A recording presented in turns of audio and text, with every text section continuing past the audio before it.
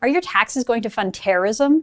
Well, according to a recent report from Global News, 13 iPads, 3 laptop computers, 4 projectors, 2 mobile phones, and a two-way radio were all stolen by an al-Qaeda-affiliated terrorist group. In August 2018, between 8 and 10 jihadists raided a Canadian humanitarian agency in Syria, stole the equipment, and fled. The kicker?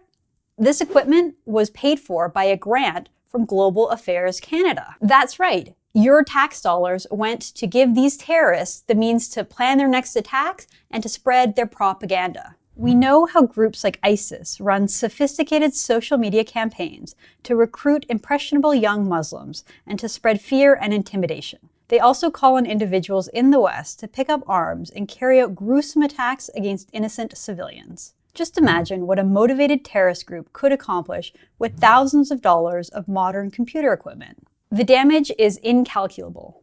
Well, what isn't incalculable is Canada's foreign aid budget. Canada sends $6 billion overseas every year, much of it to countries that are hotbeds for terrorist activity.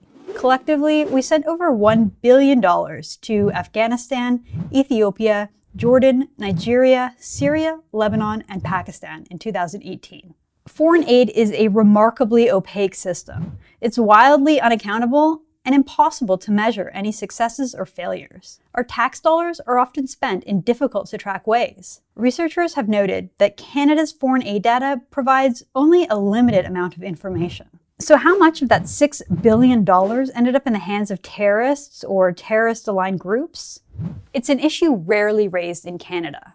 And when Maxime Bernier and Andrew Scheer proposed cutting our foreign aid budget by 25%, and when Scheer said he'd cut off aid to countries that have sponsored terrorists, a pack of pundits jumped on his proposal. Some even called Scheer's plan grossly irresponsible.